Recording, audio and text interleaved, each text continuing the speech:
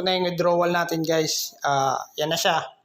Withdraw success na. Check natin sa ating Union Bank kung nandun na siya. Check natin siya. Okay. So yun. Pumasok na. So check natin available balance. Makikita natin yan. So yan. So current. Ito na siya. Okay, 12,900. Pumasok na yung kinash out ko kay Mega Panalo. Yung weekly sahod. So last week 7,000, ngayon 12,000. Pataas siya ng pataas. Okay, so yun guys. Kung interested ka guys mag-agent, PM mo ko. Comment ka sa baba. Para mag-guide, tapos may add kita sa GC. Madali lang naman yung work dito. Share lang ng playing game, yung mga napanalunan na mga games.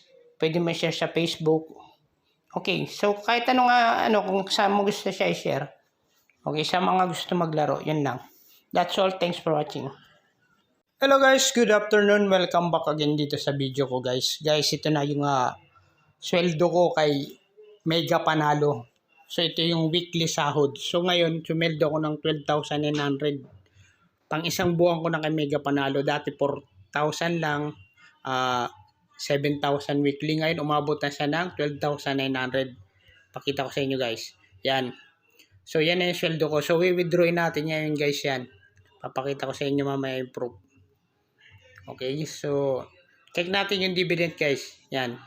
Ito yung current dividend ngayon. So may 800 na naman ako na dividend guys. Yan. 100. So yung previous ko guys ito. Click natin na previous. Yan, 12,928. So bali yan sweldo ko ngayon guys. So withdraw natin ngayon siya guys.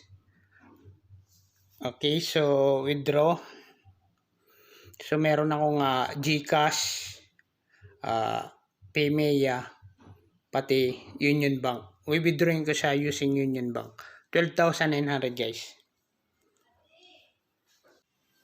So ito guys, tinype ko na yung amount, 12,900. Ito-type mo lang siya, tapos transaction password. Submit na natin guys. Okay, so yun na.